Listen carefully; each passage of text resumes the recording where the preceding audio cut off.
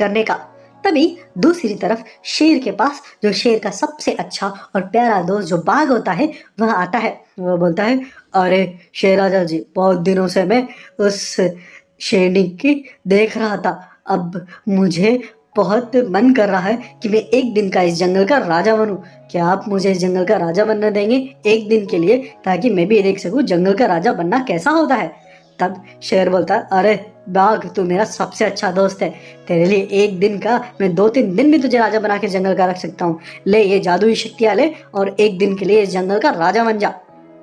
उसके बाद वह बाघ जंगल का राजा बन जाता है और वह उस समय सभी जंगली जानवरों को बुलाता है और बोलता है, अब से इस जंगल का राजा मैं हूँ और ये मेरा जो शेर है वह अभी राजा नहीं है। अब मैं इस जंगल पे राज करूँगा। तभी जो शेर होता है वो थोड़ा अचंभित हो जाता है। वो बोलता है, अरे बाघ, ये तू क्या बोल रहा है? तू तो केवल एक दिन का ही राजा बना है ना, इतने सारों दिन का राजा थोड़ी ना बना है। तू तो आज कल मुझे ये मणि वापस दे देना। तब वह बाघ बोलता है, अरे बेवकूफ, तूने बहुत बड़ी गलती कर दी। अब तू जंगल का राजा नहीं, अब तेरा अंत निश्चित है। उस समय शेर बड़ा ही परेशान हो जाता है, ऐसे कैसे हुआ? बाघ तो मेरा बहुत ही वफादार था, बहुत अच्छा दोस्त था, ये मुझसे ऐसे दगा नहीं कर सकता, ये क्या हुआ?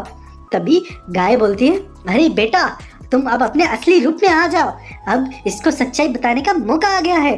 तभी वह बाघ की चमड़ी निकाल के उसमें से शेर खान निकलता है। शेर खान एक्चुअली में बाघ की चमड़ी और रखा था।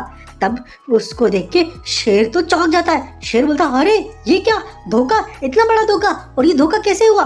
तब शेर खान ने बताया, हाँ, जब तुमने मुझ पे और मेरी माँ पे अटैक किया था तब हम समझ गए थे तू बहुत शक्तिशाली है, तेरी शक्तियों को हम सीधे तरीके से नहीं कर सकते। तूने भी मेरे पिता को धोखे से मारा था, इसलिए मैंने भी तुम्हें प्लान बनाया तेरे को फंसाने का। मैंने सबसे पहले जो मेरी माँ को आज़ाद कराया, तो ये जो बाघ मेरी माँ की पहरेदारी कर रहा था, रात को जाके मैंने उस पर अटैक किया और उसको ख़त्म कर दिया। उसके बाद उसकी चमड़ी को मैंने पहन लिया। उसकी चमड़ी को पहन के मैं आज तुम्हारे पास आ गया हूँ। अब से तुम्हें हर उस गलती का, हर उस चीज़ का मैं तुमसे हिसाब लूँगा। तभी वहाँ पे उसकी माँ रेणुका भी आ जाती है और वह अपने बेटे को बोलती है, बेटा, इसने तुम्हारे पिता को बहुत धोखे से मारा था, इस कमीने को छोड़ना नहीं। तब वो बोलता, हाँ माँ, अब इसका अंत निश्चित है। तब वह शेर बोलता है, अरे मुझे छोड़ दो, मैं चला जाऊंगा दूसरे जंगल में, मैं इस जंगल में बिल्कुल आंखें नहीं दिखाऊंगा, मुझे माफ़ करो, मुझे जाने दो। लेकिन शेर खान तो उसको कहाँ छोड़ने वाला था। शेर खान उसको उठा पटक के मारता है, हवा में फेंकता है, इधर उधर उसको इतना मारता है कि उसको अधमरा कर देता है और फिर आखिरकार में उसको जंगल के बीच में ले जाके फांसी की सजा दे दी जाती है और उसकी लाश को जंगल के किनारे पे लटका दिया जाता है और ये मैसेज फैलाया जाता है कि कोई भी इस तरह का गलत काम किया करेगा तो उसको इस तरह की सजा दी जाएगी। उसके बाद सारा जंगल अपने नए राजा शेर खान को पाके बड़ा खुश होता है और जो शेर खान होता है वह भी अपने जंगल को बड़े ही प्यार से चलाने लग जाता है।